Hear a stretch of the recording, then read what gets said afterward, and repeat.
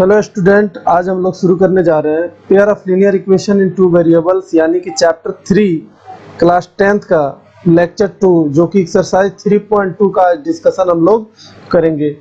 तो आइए सबसे पहले पहला क्वेश्चन से हम लोग शुरुआत करते हैं। यहाँ पे देखिए, from the pair of linear equation in the following problem and find their solution graphically. यहाँ पे पहले जो एक्सरसाइज में हमने ग्राफिकली सॉल्व किया था, यहाँ पे हमें आंसर भी बताना होगा। यहाँ पे इक्वेशन से केवल काम नहीं चलने वाला। तो देखिए, यहाँ पे पहला क्वेश्चन आपके सामने है और इसको आप एक बार 10 सेकंड तक के लिए इसको पढ़िए। देखिएगा, लिखा है 10 student of class 10th took part in mathematics।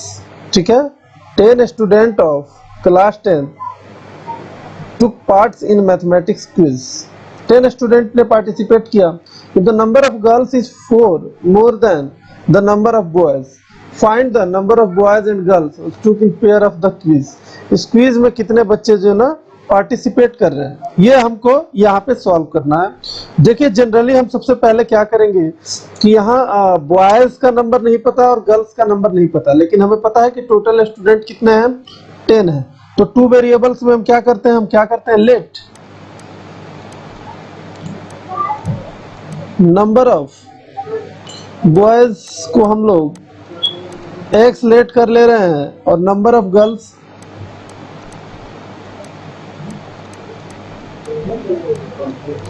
y कर ले रहे हैं। और यहाँ दोनों का जो सम है वो दिया गया है, यानी कि x plus Y equal to यहाँ पे 10 के इक्वल है।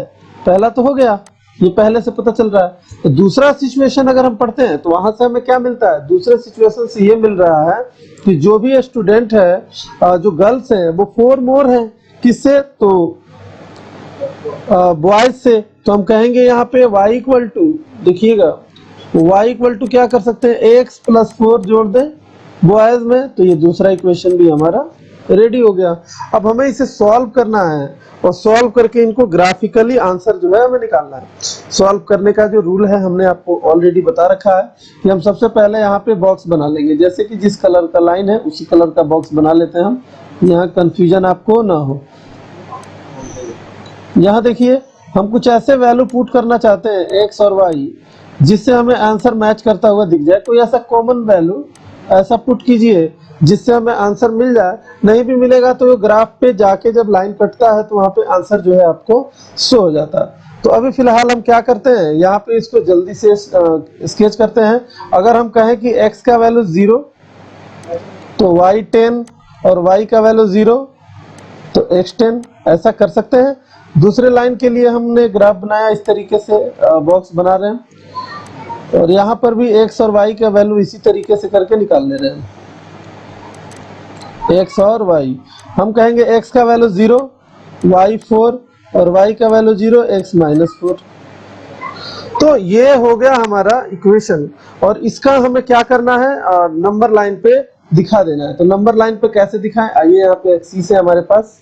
तो यहाँ पे एक शेप हम ले लेते हैं एक्सिस का। तो चलिए आइए देखिए यहाँ पे,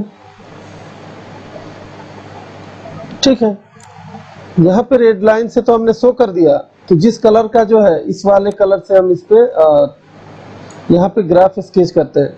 देखिए, मैक्सिमम वैल्यू 10 तक है तो हमें 10 तक लाइन लेना पड़ेगा। तो स्मॉल लाइन ले लेते हैं, 1 2 3 4 5 6 7 8 9 10, 1 2 3 4 5 6 7 8 9 10 ऐसा ले सकते हैं हम। और बाकी 4 माइनस का चाहिए तो 1 2 3 4 5, इधर भी 1 2 3 4 5। अब हम यहाँ ब्लैक से मार्क कर ले रहे हैं पहले वाले लाइन के लिए। तो कहेंगे x 0 y 10, तो 1 2 3 4 5 6 7 8 9 10 पे आ जाएगा, यानी कि 0,10। Any problem? तो कहिए कि नो प्रॉब्लम। यहाँ ये 10,0, 1 2 3 4 5 6 7 8 9 10, यहाँ पे 10,0। इस तरीके से यहाँ पे हम एक लाइन ड्रॉ कर सकते हैं, जो कि आइए हम कर ही देते हैं। यहाँ पे यहाँ पर भी हम शेप जो यहाँ दिखा देना चाहते हैं सीधी। ये रहा। इसको आप बड़ा छोटा कर सकते हैं जरूरत के हिसाब से। ये भी यहाँ देखिए, इसको आगे और ले जाइए और इसे इधर। यहाँ पे ये लाइन क्या हुआ, तैयार हो गया। उस तरीके से दूसरा लाइन भी हम दिखाएंगे। अदर कलर ले लेते हैं यहाँ पे, और यहाँ पे क्या करेंगे, 0,4, x का वैल्यू 0, y 4, 1 2 3 4, ये हो गया 0,4, और दूसरा जो है -4,0, 1 2 3 4, -4,0। यहाँ से जो लाइन है ड्रॉ कर लेते हैं सीधा, हम देखते हैं क्या होता है। अरे गड़बड़ हो गया, देखिए इसको हम हटा देते हैं। थोड़ा सा लाइन को आप सही से बनाइएगा तो अच्छा दिखेगा। ठीक है, हम फिर से शेप ले लेते हैं यहाँ पे, और शेप इस पॉइंट से लेके इस पॉइंट तक मिला लेते हैं। आगे भी बढ़ाते हैं, जहाँ इंटरसेक्ट करेगा उस पॉइंट को भी शो कर देते हैं। ये रहा। अब जिस पॉइंट पे इंटरसेक्ट कर रहा है वही एक्चुअली हमारा इंटरसेक्शन हो गया, वही हमारा आंसर भी हो जाएगा। इसको थोड़ा सा और आगे बढ़ा लीजिए। ठीक है, मेनली थोड़ा सा तो प्रॉब्लम होता है यहाँ पे, लेकिन जो भी कोशिश हो रहा है हम उसके हिसाब से बता रहे हैं। तो यही जो इंटरसेक्शन पॉइंट है वही हमारा आंसर हो जाएगा। तो आप चाहे तो इसे सॉल्व कर सकते हैं, इंटरसेक्शन पॉइंट दिखा सकते हैं, ग्राफ पे दिखाते तो ये 3,7 आपका आंसर यहाँ पे दिखाई दे देता। तो यही हमारा फाइनल क्या हो गया, आंसर हो गया। तो उम्मीद करते हैं आपको जो है, तो यहाँ 3 और 7 क्या समझा रहा है कि 3 गर्ल्स हैं और 3 बॉयज है और 7 गर्ल्स है। तो इस क्वेश्चन का आंसर यही तक हो गया, और ये कम से कम स्टेप में बन गया, बहुत ज्यादा कुछ लिखने की इसमें जरूरत नहीं है। ठीक है, अब नेक्स्ट क्वेश्चन की तरफ बढ़ रहे हैं। यहाँ नंबर ऑफ बॉयज का पता चल गया, नंबर ऑफ गर्ल्स का पता चल गया। चलिए अब क्वेश्चन नंबर 2 देखते हैं। पढ़िए इसे, 10 सेकेंड का आपके पास टाइम है, फिर हम इसको किस तरीके से करना है बताते हैं आपको। देखिए यहाँ पे लिखा है कि 7 पेंसिल, क्या है यहाँ पे, 5 pencil and 7 pens together cost 50 rupees, where 7 pencil and 5 pens together cost 46 rupees. Find the cost of 1 pencil and 1 pen. और ग्राफिकली ही करना है, ये तो आपको पता ही है कि 1 का निकालना है। देखिए यहाँ पे करते क्या है, हमें कॉस्ट को लेट करना पड़ेगा, इसीलिए गिवन नहीं है। तो हम क्या करेंगे, यहाँ पे कॉस्ट हमें लेट करना पड़ेगा। तो क्या कॉस्ट ऑफ पेंसिल क्या ले लें, लेट, यहाँ ले रहे हैं कॉस्ट ऑफ पेंसिल, इसको x मान ले रहे हैं, और कॉस्ट ऑफ पेन ये y ले रहे हैं। और पहला इक्वेशन तो आसान है, 5 पेंसिल है यानी कि 5 × x प्लस 7 पेन्स यानी 7 × y इक्वल टू कितना है, 50 रुपीज का खर्च आया। पहला इक्वेशन हो गया। दूसरा इक्वेशन क्या होगा, 7 पेंसिल यानी 7x प्लस 5 पेन्स यानी 5y इक्वल टू 46 रुपीज, यानी कि दूसरा इक्वेशन हो गया। हमें इन दोनों को सॉल्व करना है और सॉल्व करके यहाँ पे आंसर निकालना है। थोड़ा सा इसका ग्राफ जो है वो पेचीदा भी हो सकता है, लेकिन हम ज्यादा कुछ नहीं, 2 जगह वैल्यू निकालेंगे और ड्रॉ कर देंगे, और इसका इंटरसेक्शन पॉइंट सॉल्व करके आप आंसर निकाल सकते हैं, ऐसे ग्राफिकली अप्रोच। अब इंटरसेक्शन निकालना भी अभी सीखेंगे, लेकिन आप इतना तो काम करोगे ही अभी फिलहाल। चलिए यहाँ पे हम शुरू करते हैं, इनका बॉक्स बनाते हैं। सबसे पहले वाले के लिए बॉक्स इस तरीके से बना रहे हैं हम। यहाँ पे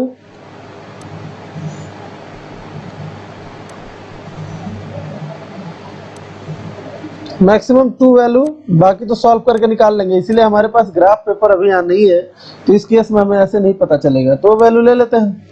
अगर हम कहें ऐसा वैल्यू पुट कीजिए जिसमें इजीली जो है आंसर मिल जाए, ऐसा कट मिले जहाँ पे आंसर दिया जा सके।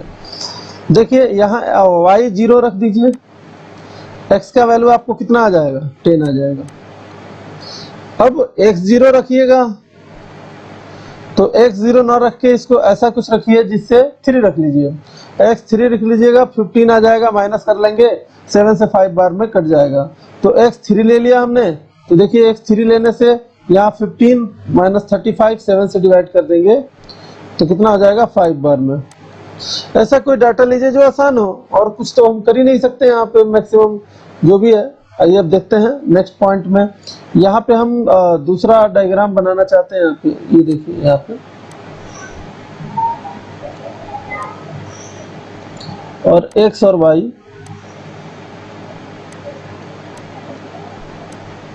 या मैक्सिमम 2 वैल्यू पुट करना चाहते हैं हम। देखिए सबसे पहले यहाँ पे x 0 करेंगे, यहाँ कटने वाला तो है नहीं 46 से, लेकिन ऐसा कुछ वैल्यू अगर हमें मिल जाए जिसके वजह से आंसर क्या हो आसानी से, जैसे कि अगर कहें कि x का वैल्यू हम यहाँ पे 8 ले लें, 8 ले लें तो कितना हो जाएगा बताइए, ऐसा कि कट जाए। मेनली ऐसा नहीं है कि वैल्यू जरूरत ही है कि 8 ही लिया 7 ही ले लिया गया, यहाँ मेनली 46 में से ऐसे माइनस करें जिससे हमें 5 से कटता हुआ आंसर दिखाई दे दे। तो यहाँ पे क्या कीजिएगा, देखिए यहाँ पे ऐसा वैल्यू रखिए जैसे कि हम यहाँ से सॉल्व कर सकते हैं 5y equal to 46 minus 7x। अब सोचिए यहाँ पे क्या रखें, तो हम कह रहे 8 रखेंगे तो 8 56, ठीक है 56 और प्लस का माइनस का 10 आएगा 2 बार में, तो यहाँ अगर 8 रखें तो यहाँ पे माइनस का 2 और कोई वैल्यू अगर हो, ठीक है। अगर हम यहाँ पे 15 माइनस कर देंगे तो कितना आ जाएगा, अगर x का वैल्यू 3 रख दें तो कितना आ जाएगा 21, 46 माइनस 21 कितना आ जाएगा यहाँ पे 5 और 4 45। तो ठीक है, कितना आया 3 पे और 7 से डिवाइड कर देंगे, सॉरी 5 से, तो 5 गड़बड़ कैसे हो जाएगा। अगर 3x का वैल्यू रखते हैं, देखिए यहाँ पे x का वैल्यू 3 तो 46 माइनस 21 माइनस कीजिए 5 और 4 माइनस 2 तो 2, 5 5 जा 25, सही है, कोई नहीं। आगे बढ़ते हैं। अब इसका ग्राफ हमें मेनली स्केच करना है एक ही लाइन पे, तो करते हैं इसका स्केच ग्राफ। सबसे पहले हम एक्सिस ले लेंगे यहाँ पे कुछ इस तरीके से, ये रहा एक्सिस, और इस पे हम मार्क करेंगे जो भी मैक्सिमम वैल्यू है उतना ही मार्क किया जाता है, जैसे कि 10, x में 10 और y में कोई ज्यादा वैल्यू नहीं है, 3 और 5 एक तो कटते हुए मिल ही रहा है, कॉमन पॉइंट मिल ही जा रहा है। तो यहाँ देखिए x3 हमें मार्क करना है नंबर ऑफ पॉइंट्स जो है 1 2 3 4 5 6 7 8 9 10, इधर भी 1 2 3 4 5 6 7 8 1 2 3 4 5 6 7 8। ये एक नॉर्मली जो तरीका होता है ग्राफ स्केच करने का वो हम आपको बता दे रहे हैं, बाकी कोई दिक्कत है तो इसके लिए ग्राफ पेपर पे कोई दिक्कत नहीं होता है। यहाँ पे देखिए पहला लाइन जो है, पहले लाइन का ग्राफ जो है हम रेड कलर से ले रहे हैं, यानी x का वैल्यू 10 y 0, यानी 10, 0 1 2 3 4 5 6 7 8 9 10, यहाँ पे 10, 0। और दूसरा वैल्यू क्या है 3, 5 यानी x का 3 y का 5, 3 1 2 3 4 5, ये रहा यहाँ पे ये 3, 5, ठीक है। अब इसका हम ग्राफ भी इसी तरीके से खींच भी लेते हैं, और ये लाइन हम ड्रॉ कर लेते हैं यहाँ से,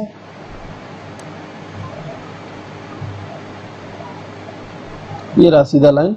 अगर हम चाहें इसे और बढ़ा भी सकते हैं, तो कम से कम इतना दूर तो सीधा रखेंगे, ये रहा, और यहाँ से ऐसे आगे बढ़ा दिया हमने। फिर आगे बढ़ते हैं, इसमें क्या कर सकते हैं, तो दूसरा लाइन ले रहे हैं हम कुछ इस टाइप से। दूसरा लाइन क्या है 8x का y का -2, x 8 का 10 है, ये 9 8 और माइनस का 2, यानी कि यहाँ पे 8 माइनस का 2, और दूसरा पॉइंट कितना है 3, 5 ही है, यानी कि ये रहा। अब इसी पॉइंट को मेनली मार्क कर देना, ये समझिए ये आंसर हमारा है 3 और 5 का। तो इसका शेप भी ले लेते हैं, हम यहाँ से एक लाइन जो है ड्रॉ कर लेते हैं, तो सॉरी गलत हो गया, ये इसको हटा देते हैं, फिर से शेप ले लेते हैं ऐसा कुछ, तो फिर गड़बड़ हो रहा है ये, ठीक है। इसको हमने यहाँ से मिला दिया, जिस पॉइंट पे कटते हुए दिखाई दे दिया वही क्या होगा हमारा फाइनली इसी पॉइंट पे ये आंसर हो गया 3,5। तो यानी कि हमें पता चल गया कि 3 रुपीज का एक पेन है, सॉरी पेंसिल है, 5 रुपीज का पेन है। 3 रुपीज का क्या है, पेंसिल की जो कीमत है वो 3 रुपीज है और पेन की जो कीमत है वो आपका 5 रुपीज है। उम्मीद करते हैं ये क्वेश्चन समझ में आ गया, दोनों ही क्लियर हो गए होंगे। अब देखिए हम नेक्स्ट क्वेश्चन की तरफ बढ़ रहे हैं और नेक्स्ट क्वेश्चन में देखते हैं क्या है। अभी तो इस क्वेश्चन में ये समझ जाइए कि बहुत मुश्किल काम नहीं था। चलिए आगे बढ़ते हैं क्वेश्चन नंबर 2 की तरफ। ये रहा हमारे सामने question number 2। On the comparing the ratio A1/A2, B1/B2 and C1/C2 to find whether the lines representing the following pair of linear equation intersect at a point are parallel or consistent। ठीक है, एक एक को check करेंगे, check करने से खुद पता चल जाएगा कि वास्तव में इसका आंसर क्या है, इंटरसेक्ट करेगा कि नहीं करेगा। हमारे पास इसको करने के लिए सो मेनी तरीका है, जिससे हम इसका रेशियो पहले चेक करते हैं और आंसर से कंपेयर करेंगे। सबसे पहले क्वेश्चन नंबर 1 देखते हैं। यहाँ पे हमने देखा कि हमारे पास जो क्वेश्चन है 5x - 4y + 8 = 0। दूसरा है 7x + 6y - 9 = 0। ठीक है, कंपेयर करते हैं। A1 = 5, B1 = -4 और C1 = 8। उसी तरीके से यहाँ A2 = 7, B2 = 6 और C2 = -9। हमें क्या निकालना है, रेशियो A1/A2, B1/B2, C1/C2। अब आप देखिए यहाँ पे ऐसा करते हैं, उसके बाद बताते हैं इसमें आपस में क्या रिलेशन है। सबसे पहले A1 का वैल्यू है 5 और A2 का वैल्यू है 7। उसी तरीके से कॉमा देकर B1 का वैल्यू जो है वो है -4 और B2 का वैल्यू है 6। फिर उसी तरीके से C1 का वैल्यू 8 है और C2 का वैल्यू -9 है। उम्मीद करते हैं आपको ये क्लियर हो गया होगा कि ये कोई भी आपस में इक्वल नहीं है। हमें मेनली इतना अगर मिल जाए ये आपस में इक्वल नहीं है तो हम कहेंगे कि क्या होगा, ये दोनों लाइन आपस में इंटरसेक्ट कर रहे हैं। ठीक है, तो हम क्या लिखेंगे, इसके पास यूनिक सॉल्यूशन है, तो लिखेंगे have line have unique solution.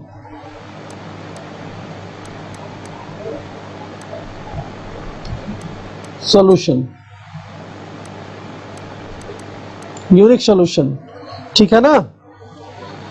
इसका मीनिंग क्या है कि they intersect at one point.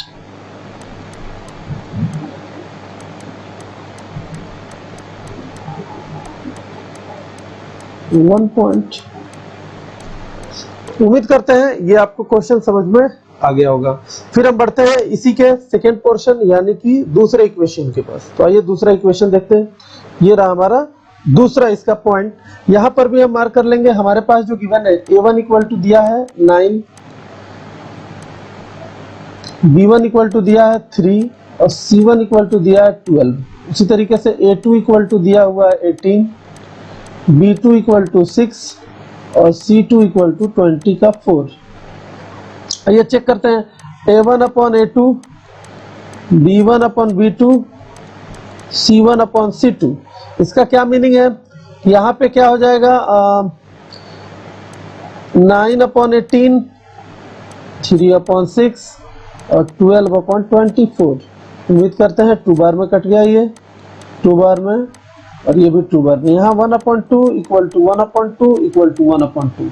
हम बता दें ये कब कंडीशन होता है, आपको थ्योरी में पहले ही से क्लियर है कि A1/A2 इक्वल हो जाए B1/B2 और C1/C2। इस केस में लाइन एक दूसरे के ऊपर आ जाता है, यानी कि इनफाइनाइट मेनी सॉल्यूशन जो है यहाँ पे हम लोग लिखते हैं। ठीक है ना, तो इसका मीनिंग क्या है, यहाँ लाइन क्या हो जाएगा, कोइंसाइड कर जाएगा, यानी कि एक दूसरे के ऊपर आ जाएगा। तो लिखेंगे कि हैंस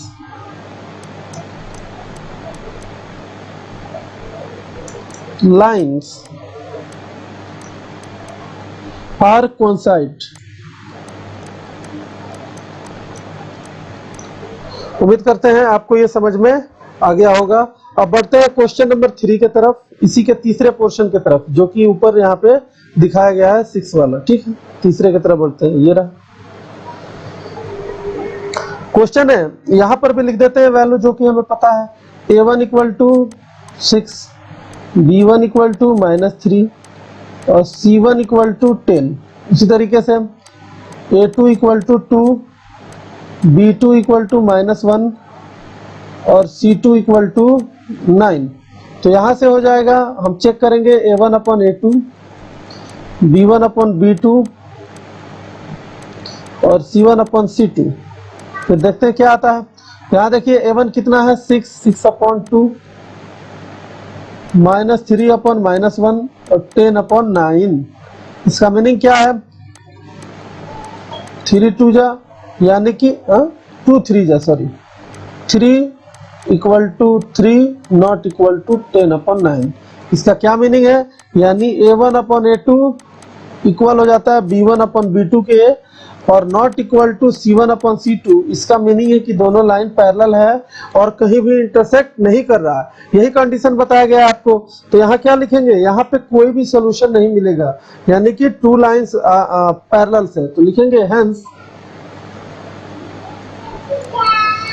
लिखेंगे टू लाइंस आर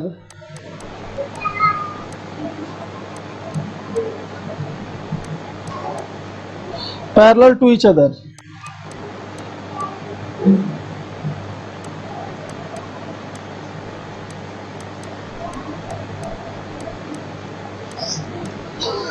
ये हो गया हमारे दूसरे क्वेश्चन का कंप्लीट जवाब। अब हम लोग बढ़ेंगे क्वेश्चन नंबर 3 के पास। ठीक है, आगे बढ़ते हैं।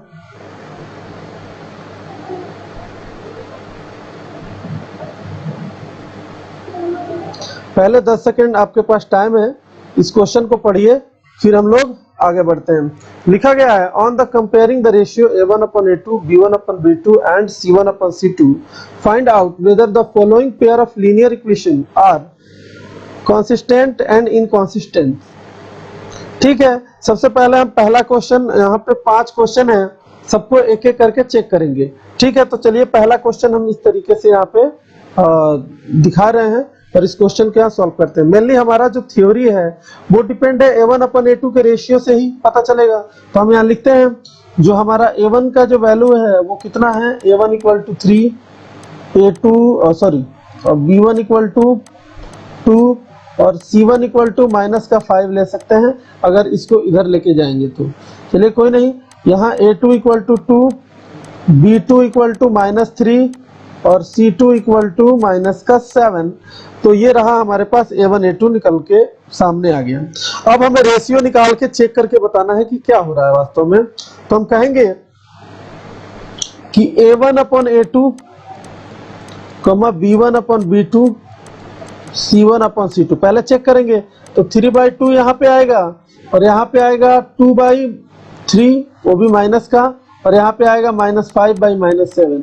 ये सब आपस में एक दूसरे से अनइक्वल है और हमें पता है a1 upon a2 not equal to c1 upon c2। तो इस केस में दोनों लाइन किसी न किसी पॉइंट पे इंटरसेक्ट करते हैं। तो जब इंटरसेक्ट करेंगे तो हम इसका आंसर क्या जवाब देंगे, तो हम कहेंगे कि ये जो लाइन है वो कैसा है और ये जो लाइन है कैसा सॉल्यूशन दे रहा है। तो हम कहेंगे कंसिस्टेंट आंसर होगा इसका। तो लिखेंगे दिस इक्वेशन हैव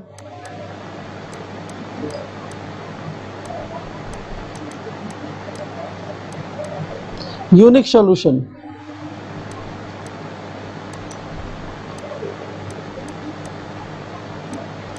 अगर इसके पास यूनिक सॉल्यूशन है तो हम कहेंगे हेंस दे आर कंसिस्टेंट।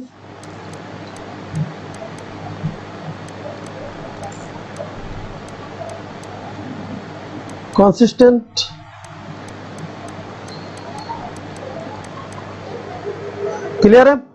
अब हम आगे बढ़ेंगे, इसी के दूसरे पोर्शन को भी चेक करेंगे इसी तरीके से। यहाँ फटाफट हम लिख देते हैं। अब a1 a2 लिखने की जरूरत नहीं है, इतना तो हम लोगों का 2/4 -3/-6 और 8/9। आप देख सकते हैं 2 बार में यहाँ से माइनस कटा 2 बार में, और यहाँ 8/9, यानी कि 1/2 equal to 1/2 not equal to 8/9। इसका मीनिंग यही है कि A1/A2 not equal to B1/B2। क्या हुआ मीनिंग इसका? अगर ये आपस में क्या है, इक्वल नहीं है, ठीक है, तो यहाँ पे सॉरी, यहाँ पे गलत हम लिख रहे हैं, इसको हटाते हैं। यहाँ पे हमें आंसर कुछ और मिल रहा है, कुछ और जा रहा है। देखिए यहाँ पे मिला हमें A1/A2 equal to B1/B2 but not equal to C1/C2। जब ऐसा हो जाता है तो हम कहते हैं कि 2 लाइंस पैरेलल है। पैरेलल है यानी कि ये कभी कटेंगे ही नहीं। तो ऐसे क्वेश्चन के पास नो सॉल्यूशन होगा, तो हम इसको क्या बोलेंगे? इनकॉन्सिस्टेंट। क्या बोलेंगे इसे? इनकॉन्सिस्टेंट। कहेंगे no solution, these 2 line have no solution। तो क्या कहेंगे? solution, hence lines are parallel। Answer क्या दे देंगे? they are inconsistent।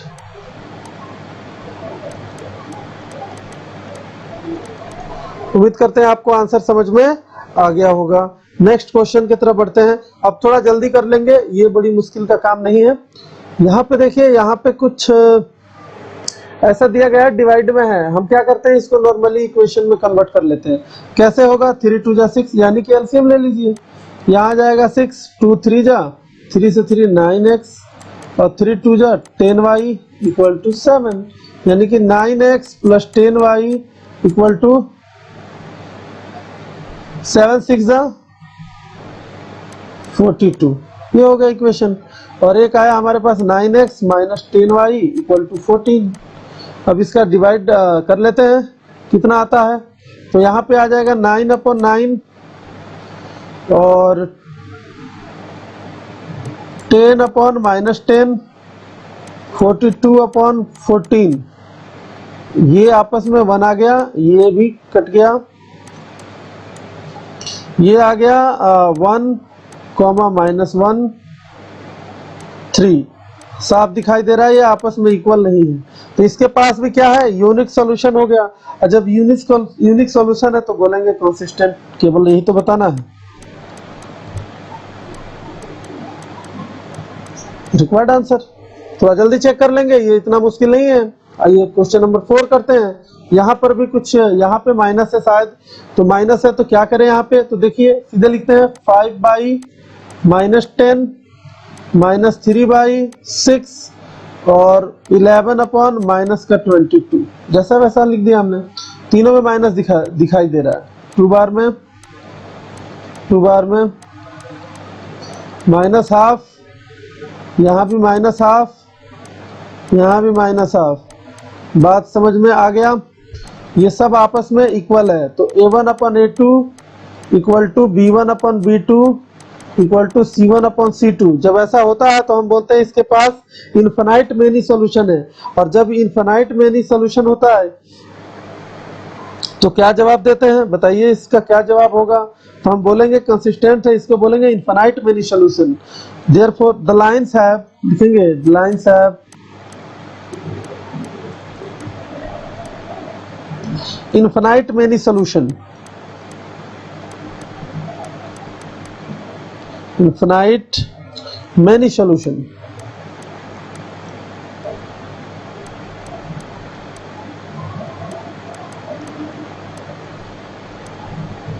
तो क्या बोलेंगे? ये लाइन कैसा है? तो बोलेंगे कंसिस्टेंट है।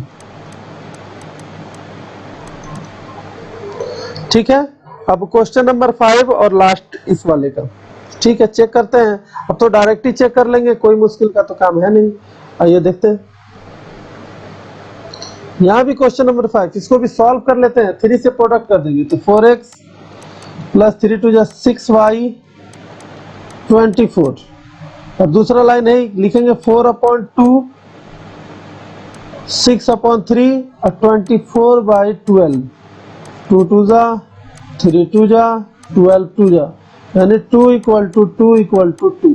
यहाँ पर भी क्या आ रहा है, इन्फिनाइट मेनी सॉल्यूशन, तो इसको भी क्या बोलेंगे, कंसिस्टेंट बोलेंगे। क्या बोलेंगे, द लाइन्स हैव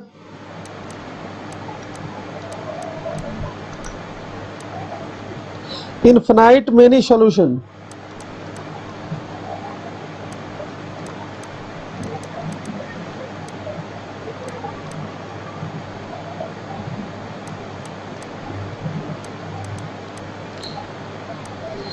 तो क्या लिख देंगे, दे आर कंसिस्टेंट।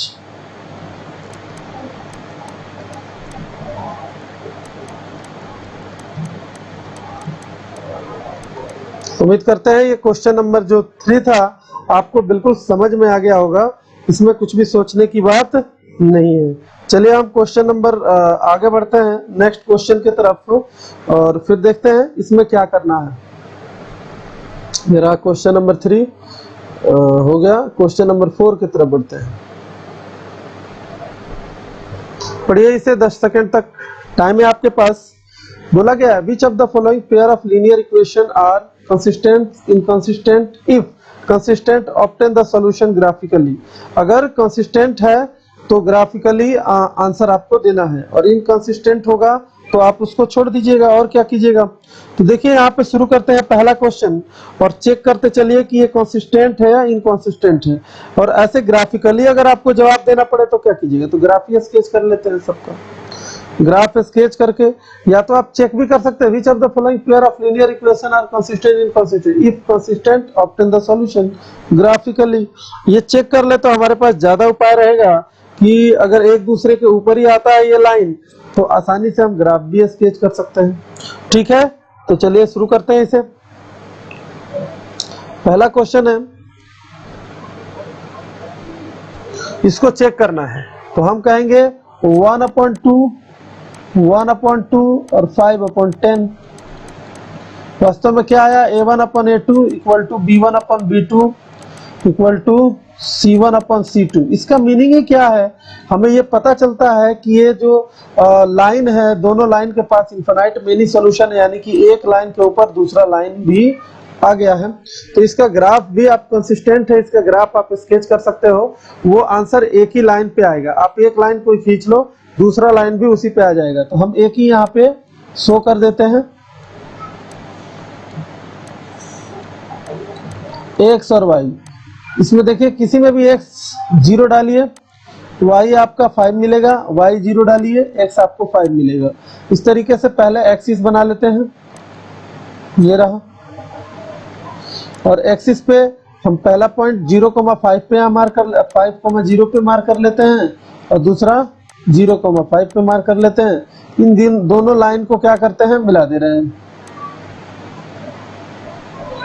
यही हमारा दोनों लाइन का एक्चुअली ग्राफ हो गया, जिसे आप थोड़ा सा और बढ़ा दीजिए तो ये इसी लाइन पे दूसरा लाइन भी आ जाएगा, दोनों का सेम ये मिलेगा। ठीक है, तो इस तरीके से ये पहला क्वेश्चन हमने सॉल्व कर लिया। नेक्स्ट क्वेश्चन की तरफ बढ़ते हैं। यहाँ पर हमें चेक करके बताना है ये कैसा, तो यहाँ पे कहेंगे 1/3 माइनस 1/-3 इक्वल टू 8/16। 1/3 1/3 1/2, यानी ये नॉट इक्वल आ रहा है। इसका मतलब a1/a2 not equal to b1/b2। इस केस में दोनों लाइन क्या होगा, इंटरसेक्ट करेगा, तो हम बोलेंगे ये कंसिस्टेंट है। कंसिस्टेंट है तो इन दोनों के ग्राफ को हमें स्केच करना पड़ेगा। सबसे पहले हम बॉक्स बना के इसमें वैल्यू पुट करते हैं। तो बॉक्स हमारा रहा कुछ इस तरीके से, देखिए यहाँ पे हम बना लेते हैं बॉक्स पहले।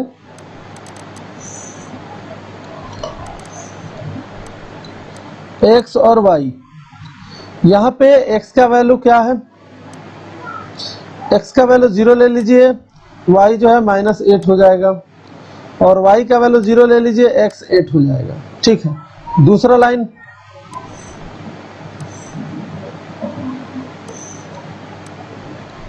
अगर हम कहें यहाँ पे x और y, x 0 ले लीजिए,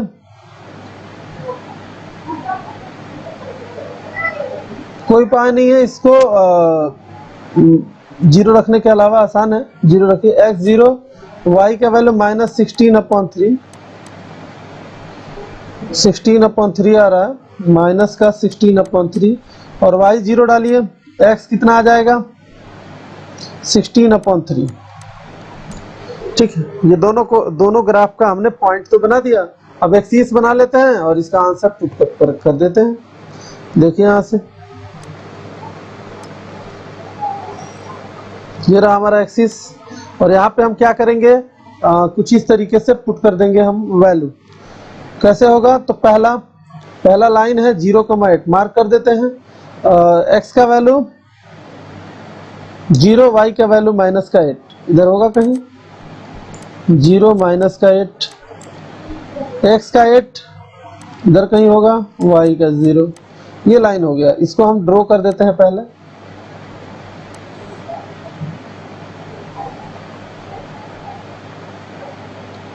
ये रहा दूसरा 16/3 लगभग कितना होगा 5 पॉइंट समथिंग। अब x का वैल्यू 0, y का -5 इधर कहीं होगा, -16/3। और दूसरा पॉइंट क्या है, ये दोनों लाइन एक्चुअली क्या थे, नॉट इक्वल था ना। ठीक है, इंटरसेक्ट तो करेगा ही, हाँ कुछ गलत हुआ है,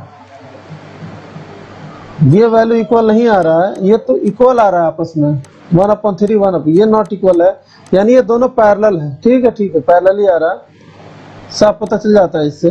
16/3, 0 यानी दोनों लाइन क्या है, पैरेलल है। ये तो इनकंसिस्टेंट था, इसका तो बनाने की जरूरत भी नहीं थी, लेकिन चलिए अगर हमने बना दिया, थोड़ा सा लिखने में मिस्टेक होने की वजह से ये प्रॉब्लम आ गया। आगे बढ़ते हैं हम, ये रहा पैरेलल है एक दूसरे के। तो ये मेनली जो दूसरा नंबर जो पोर्शन था वो क्या था हमारा, तो हम कह सकते हैं इनकंसिस्टेंट था। और ठीक है, हम लिख देंगे इनकंसिस्टेंट।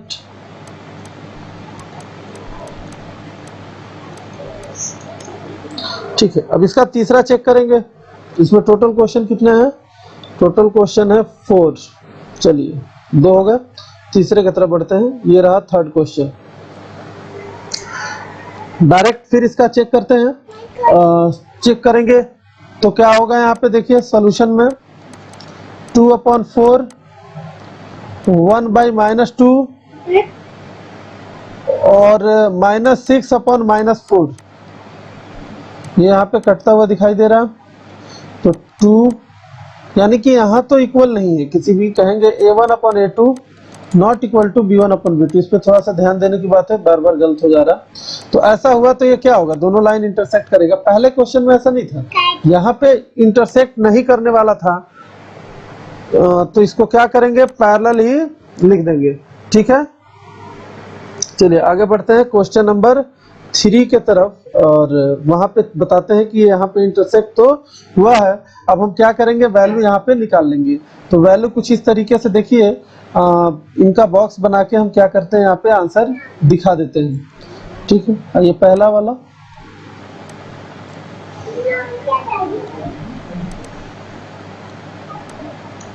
x y, दूसरे के लिए बॉक्स बना लेते हैं। एक्स वाई, 2 वैल्यू ओनली, ज़्यादा नहीं, 2 ही लिखते हैं।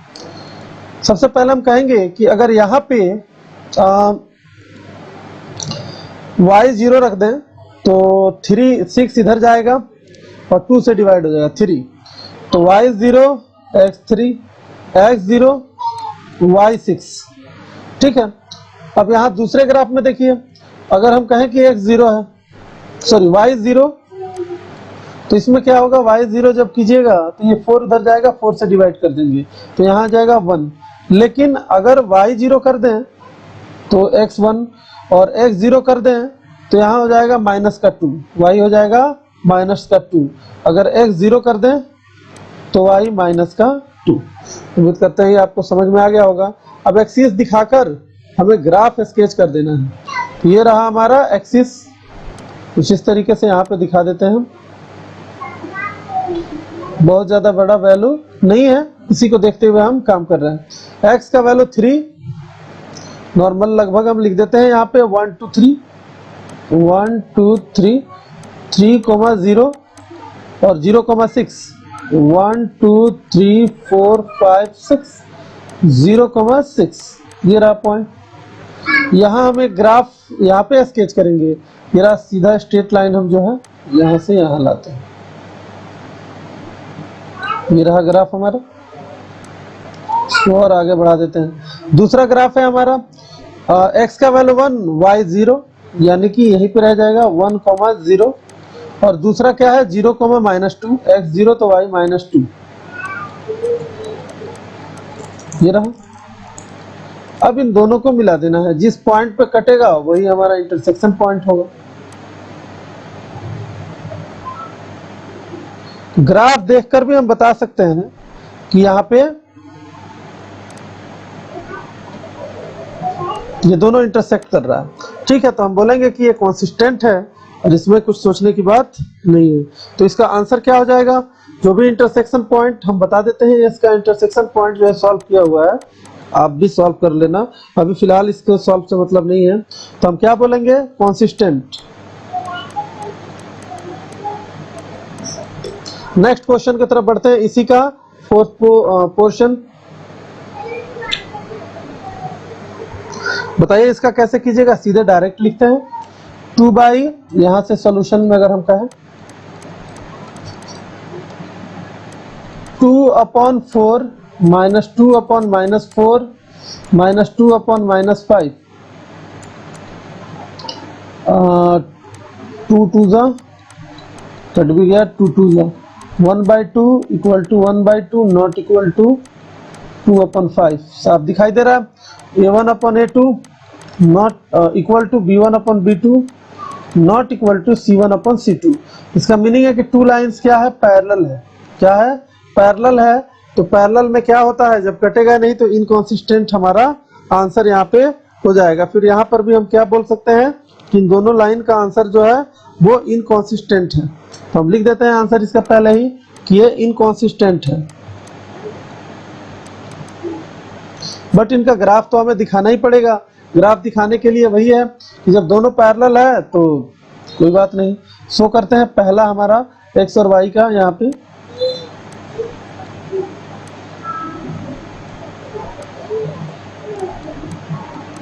x y, दूसरा भी यहाँ बना लेते हैं x और y। वैल्यू निकालते हैं, यहाँ पे दो वैल्यू निकलेगा। देखिए अगर x का वैल्यू यहाँ पे हमारे पास इक्वेशन जो है, इस इक्वेशन में अगर y 0 डालते हैं तो बच्चों को कंफ्यूजन होता होगा, धीरे धीरे आ जाएगा आपको भी, लेकिन थोड़ा सा दिमाग लगाना पड़ेगा। यहाँ देखिए 2x - 2 इक्वल टू 2y। दिमाग लगाइए, ऐसा करने में आसान हो जाता है। x आप 0 डालिए, तो देखिए x 0 डालते ही ये खत्म, 2 से डिवाइड कीजिएगा -1, और एक बार y 0 डाल दीजिए, y 0 डालते ये खत्म, 2 इधर जाएगा, 2 से डिवाइड होगा 1, तो y 0 डालने पे x 1 आ रहा। ठीक है, नेक्स्ट क्वेश्चन में अगर यहाँ पे x 0 डाल देते हैं, यार y 0 डाल दीजिए, y 0 5 उधर जाएगा, 4 से डिवाइड हो जाएगा, तो y 0 तो x का वैल्यू हो जाएगा 5/4, और एक बार x 0 डाल दीजिए तो माइनस का 5/4, लगभग 1 के करीब में ही सब कुछ ये है। तो क्या करेंगे, इसका हम डायग्राम यहाँ पे शो कर देंगे। ये देखते हैं इसका, पहले तो एक्सिस बनाते हैं यहाँ पे। ठीक है, ये रहा एक्सिस। अब यहाँ पे पॉइंट तो हम मार्क कर ही सकते हैं लगभग। अगर पहले क्वेश्चन की बात करें तो पहले 0 - 1 x 0 y -1, यानी कि यहाँ होगा 0 - का 1, और दूसरा पॉइंट है यहाँ पे 1,0 यानी कि यहाँ पे 1,0। अब एक लाइन जो है इन दोनों को पास कराने वाला स्केच कर देते हैं, जिससे हमें क्लियर हो जाएगा। ये रहा,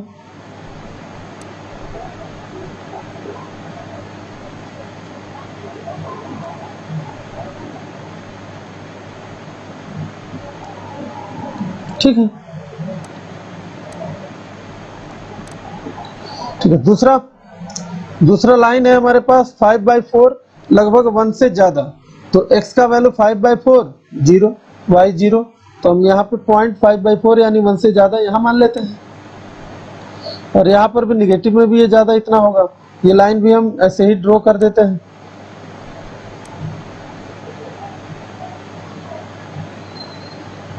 ठीक है, ये कुछ इस तरीके से हो जाएगा। लगभग यहाँ आ जाएगा 0 -5/4 और यहाँ π/4, 0। दिस इज रिक्वायर्ड आंसर हो गया हमारा। अब आगे कोई क्वेश्चन है नहीं, इसमें 4 क्वेश्चन थे जिसे हमने डिस्कस कर दिया। उम्मीद करते हैं आपको ये बिल्कुल समझ में आ गया होगा। अब नेक्स्ट क्वेश्चन की तरफ बढ़ते हैं, क्वेश्चन नंबर 5। इसको 10 सेकेंड तक आपको पढ़ना है और पढ़ के बताइए यहाँ पे गिवन क्या है, फिर हमें निकालना क्या है। यहाँ पे ग्राफिकली सॉल्व नहीं करना है, ऐसे हम सॉल्व कर लेंगे। देखिए सबसे पहले पहला question, half the perimeter of a rectangular garden whose length is 4 meter more than its width, 36 meter. पूरा half of the perimeter of a rectangular garden whose length is 4 meter more than its width is 36 meter. Half perimeter 36 meter दिया है। Find the dimension of the garden. देखिए सबसे पहले तो हम एक garden बना ही लेते हैं। ये रहा हमारा रेक्टेंगुलर गार्डन। इसका जो लेंथ है और ब्रेथ है उसी में रिलेशन दिया गया है। ठीक है, तो हम इसके लेंथ को जो है x मान ले रहे हैं, इसको x मान लिया और इसे y मान लिया। लिखने की कोई जरूरत नहीं है, यहाँ भी हमने लिख दिया, बहुत है, हमने मान लिया। अब बोला गया है जैसे कि हाफ पैरामीटर होता कितना है, तो 2 × l + b यानी x + y। ठीक है, और इसका हाफ, तो हाफ यानी कि 1/2, और ये किसके इक्वल है, 36 के इक्वल है। 2 से 2 काट दीजिए, x + y = 36। पहला इक्वेशन हो गया। एक चीज और बोला गया है, जो लेंथ है वो 4 ज्यादा है किससे, ब्रेथ से, तो y में 4 जोड़ देंगे यानी ब्रेथ में, तो हमारा यहाँ पे या विड्थ में, तो हमारा लेंथ निकल गया। ये हो गया दूसरा इक्वेशन। क्या हम इसे सॉल्व नहीं कर सकते? तो बड़ी आसान है, अगर चाहे तो इन दोनों इक्वेशन को सम यानी कि x - y - = 4, ये हो गया हमारा दूसरा इक्वेशन। इसको 2 नहीं मानते हैं। अब इसे सम कर दीजिए। कैसे सम होगा, 1 + 2 प्लस करने से क्या होगा, ये जो y वाला जो वैल्यू है वो यहाँ पे कटते हुए दिखाई देगा, यानी y से y कट जाएगा, तो 2x = आ जाएगा आपका 40 और x = आ गया 20। तो पता चल गया x कितना है, 20 मीटर है। y कैसे निकाले, तो किसी एक में पुट कर दे, x यानी कि 20 + y = 36, तो y = 36 - 20 यानी कि 16 मीटर। तो हमारा विड्थ कितना आ गया, 16 मीटर। इस तरीके से यहाँ पे हमारा ये सॉल्व हो गया, इतना मुश्किल नहीं था। तो नेक्स्ट क्वेश्चन की तरफ बढ़ते हैं। ग्राफिकली में थोड़ा सा टाइम लग गया था, लेकिन ऐसा नहीं है कि इसका आंसर इस तरीके से नहीं हो सकता है, आसानी से हो सकता है, हम कर भी सकते हैं। चलिए अब नेक्स्ट क्वेश्चन बढ़ते हैं, क्वेश्चन नंबर 6 के तरफ।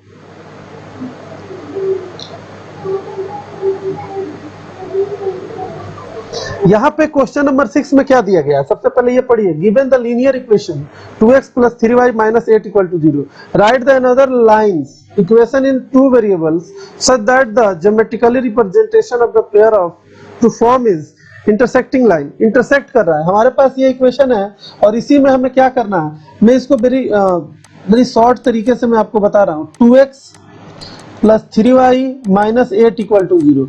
2 लाइन इंटरसेक्ट कब करता है, जब a1 a2 not equal to b1/b2। इसके लिए हमें करना कुछ नहीं है, इसी में माइनस लगा दिया जाए। 2x - 3y - 8 = 0 रिक्वायर्ड आंसर हो गया आपका। ये पहले का आंसर हो गया, इंटरसेक्ट लाइन पहले के लिए। चलिए दूसरे के लिए दूसरा कलर यूज करते हैं। दूसरा में पैरेलल लाइंस में क्या कंडीशन होता था, a1/a2 इक्वल हो जाए b1/b2 के, but not equal to c1/c2। तो हमें केवल c1 c2 में चेंजेस लाने हैं। यहाँ पे इसको कुछ नहीं करना है, जैसा इक्वेशन है वैसा लिखिए, 2x + 3y और यहाँ पे प्लस का ऐड कर दीजिए। सिंपल सी बात है, इसमें कुछ चेंजेस नहीं आएगा, = 0। चेक कीजिएगा तो इसको फॉलो करेगा, तो इसको फॉलो करेगा यानी कि दूसरा आंसर ये हो गया हमारा दूसरा।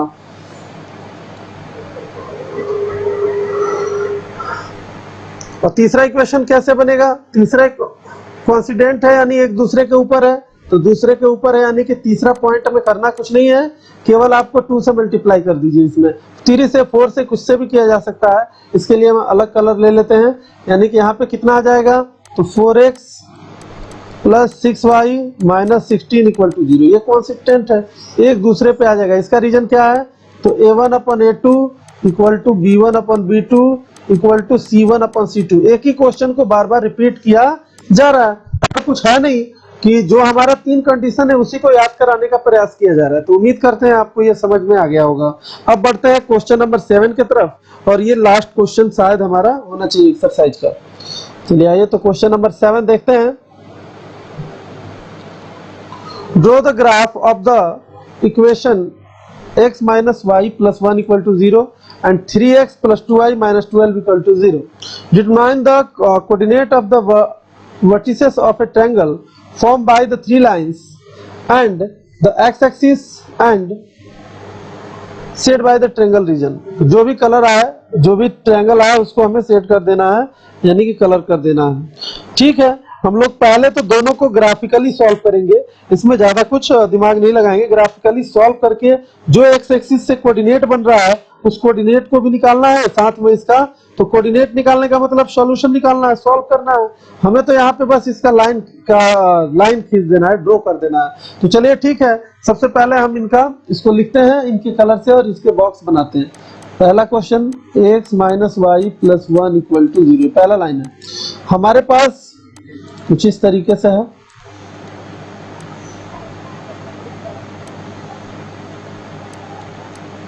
एक्स वाई, अब बताइए यहाँ पे x का वैल्यू हम क्या रखें।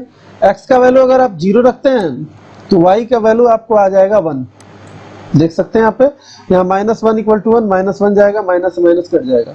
अगर y 0 डालते हैं आप तो x का वैल्यू माइनस का 1 है, नो एनी प्रॉब्लम। फिर दूसरा इक्वेशन हम लेते हैं, यानी कि कलर चेंज कर लेते हैं दूसरा इक्वेशन के लिए। यहाँ पे आपका है इक्वेशन है 3x प्लस 2y माइनस का 12 इक्वल टू 0। यहाँ पर भी हम बॉक्स बना लेते हैं।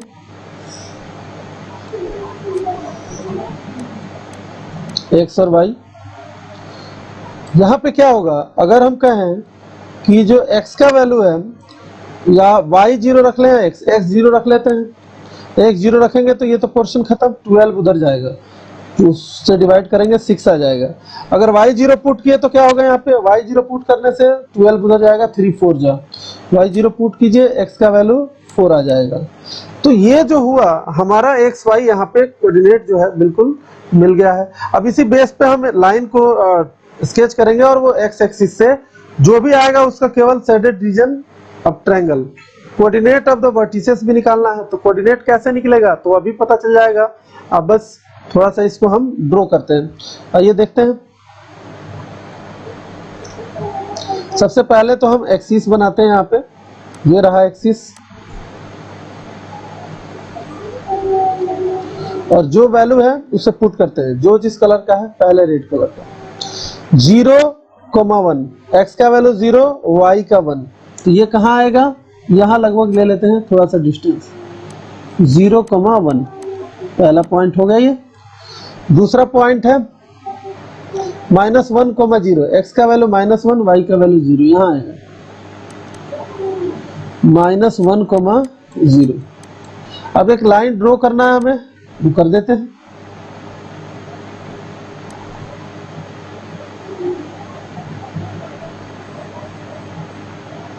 ये रहा, ये हमारा लाइन क्या हुआ, रेडी हो गया। दूसरे लाइन के लिए हम बात करेंगे।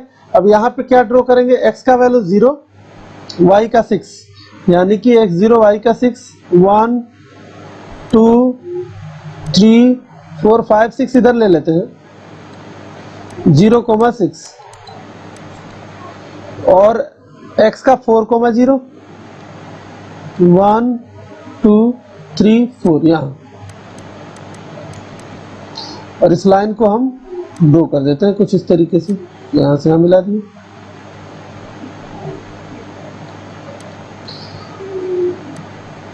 हमें लगभग 2 कोऑर्डिनेट तो यहाँ मिल गया एक्स एक्सिस से, एक ये और ये निकालना है मेनली। तो ये निकालना है तो हम सॉल्व करके निकाल लेंगे। तो सॉल्व करके निकालेंगे तो कैसे निकलेगा, यहाँ से 3 से प्रोडक्ट करके या 2 से प्रोडक्ट करके सम कर देते हैं। यहाँ जाएगा 2x माइनस का 2i प्लस का 2 इक्वल टू 0, एक कोऑर्डिनेट तो निकल ही जाएगा यहाँ से, कटा 5x और यहाँ आएगा माइनस का 10, तो उधर जाएगा तो 10, 2 आ गया। और 2 पुट कर देंगे x का, 2 पुट करेंगे x का तो 2 3 आ जाएगा, 2,3। ऐसे ही सॉल्व कर लिए, इसको रिक्वायरमेंट नहीं था यहाँ पे, बस इतना से। अब हमें रीजन को क्या कर देना है, सेट कर देना है। तो कैसे होगा, तो जो ट्रायंगल का यहाँ पे एरिया बन रहा है वो रहा ये, इस पोर्शन को हम लोग एरिया बोलेंगे। यहाँ पे ये जो आंसर हुआ, हम यहाँ पे इसको एरिया को हम दिखा सकते हैं, ये रहा, ठीक है। तो इस तरीके से ये आंसर हमारा कंप्लीट हुआ और ये रहा क्वेश्चन नंबर 7 का, जो कि हम लोग इसे कर रहे थे। बस यही है। उम्मीद करते हैं आप लोगों को बिल्कुल समझ में आ गया होगा। अगर ये वास्तव में आपको क्लियर लग रहा है और आपको अच्छे समझ में आ रहा है तो कृपया इसको लाइक कीजिए और सब्सक्राइब कीजिए, दोस्तों में शेयर भी कीजिए।